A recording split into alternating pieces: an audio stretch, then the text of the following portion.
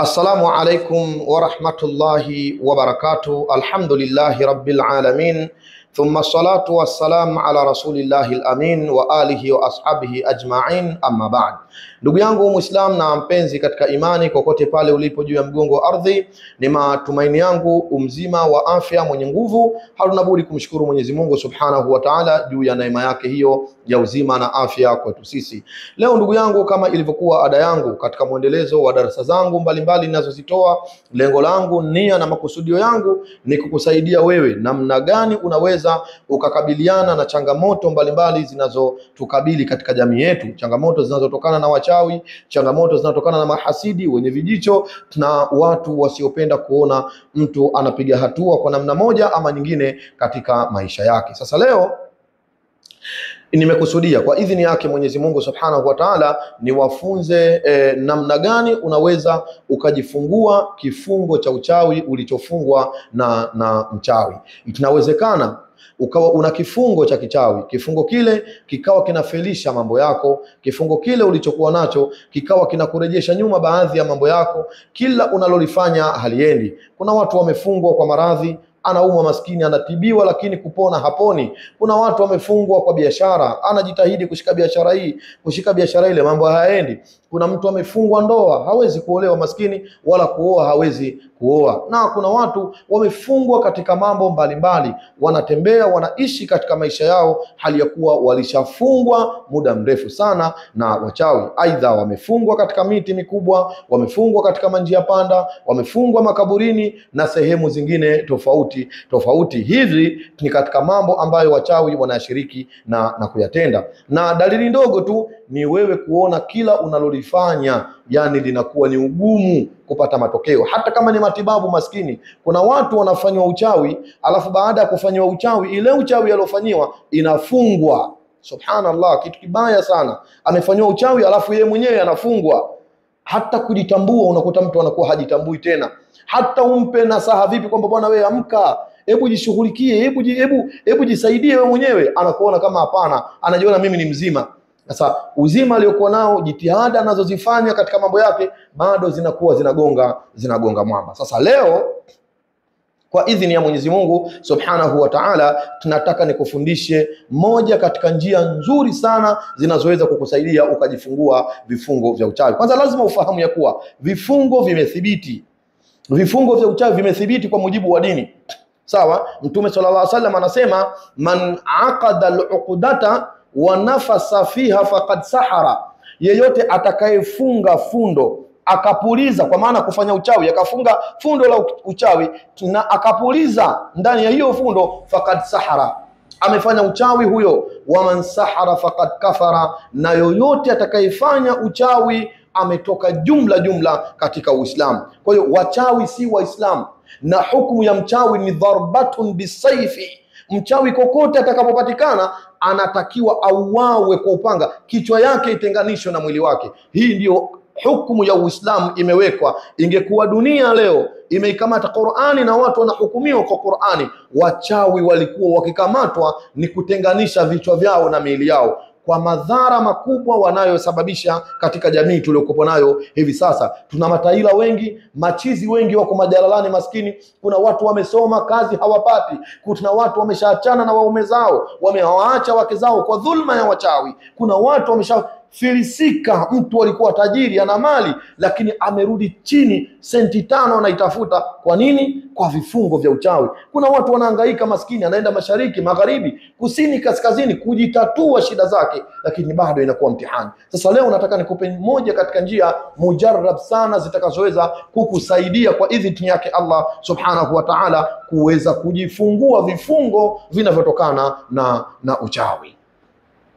Kwa ndugu yangu, lazima kwanza ufahamu ya kuwa Allah Subhanahu wa Ta'ala anasema mchawi vyovyote vile atakavyokuwa, inna ma sana'u kaidu sahir, msiwe na wasiwasi wala mashaka ya aina yoyote, hakika wanayoyatengeza ni vitimbi tu vya uchawi. Wala yuflihu sahiru haithu ata, hatofaulu mchawi wala hawezi kufanikiwa mchawi vyovyote vile atakavyokuja. popote pale atakapotoka, awe ni wa kutoka Sumbawanga, awe ni wa kutokea Kigoma, Bagamoyo, Pemba na sehemu zingine, wallahi alazim, mchawi hawezi kupata ushindi mbele ya mu'min. Weka imani yako sawa sawa, muamini Allah subhanahu wa ta'ala, atakupa ushindi dhidi ya washirikina, wachawi wasiokuwa na haya wala huzuni, wenye roho za kutu, roho mbaya, kazi yao ni kuwaharibia watu mambo yao. Kwa ndugu yangu, tunachotakiwa sasa kufanya, unatakiwa kufanya, kama unajua kusoma Qur'ani, kama unajua kusoma Qur'ani, kafungue suratu Yasin. Baada ya kufungua suratu Yasin ina mubini 7. Wama alaina illa albalaghul mubin innahu lakum aduwwun mubin. Ziko 7 zile mubini. Kwa utakapoanza kusoma Yasin al-Qur'anil Hakim, utakapofika mubini ya kwanza, soma hii dua biidhnillahil karim. Unaisoma hii dua mara 11. Hii ni dua nzito sana katika kufungua vifungo vya uchawi. Kwa hiyo unapofika mubini ya kwanza, utasema bismillahi Allahu akbar mimman aqada al-uqda. Bismillahi Allahu akbar mimman aqada al-uqda. Hii unaisoma mara 11. Ukifika mubini ya pili, utunasema tena bismillahi Allahu akbar mimman aqada al-uqda. Bismillahi Allahu akbar mimman aqada al-uqda. Unaisoma mara 11. Ukifika mubini ya tatu, unaisoma tena hii dua bismillahi Allahu akbar mimman aqada al-uqda. Unaisoma mara 11 mpaka utakapomaliza mubini ya mwisho na suratu Yasin ukamaliza. Sasa utakapokuwa umemaliza suratu Yasin, ndugu yangu mpenzi katika imani, kokote pale ulipo unayenisikiliza haya maneno, kafungue suratu al-Falaq, kul a'udhu birabbil falaq min sharri ma khalaq. Sura nzito hii ndugu yangu, sura kiboko kabisa ya wachawi, wanga, wachawi, washirikina. Wanajua uzito wa mwenye kusoma sura hii ndugu yangu, lakini cha ajabu mimi na wewe subhanallah, tukisoma hatuisomi kwa ikhlas.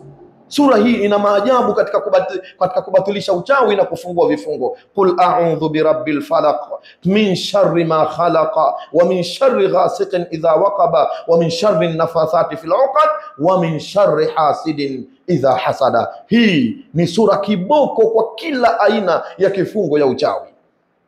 Sasa hii unaisoma mara 21.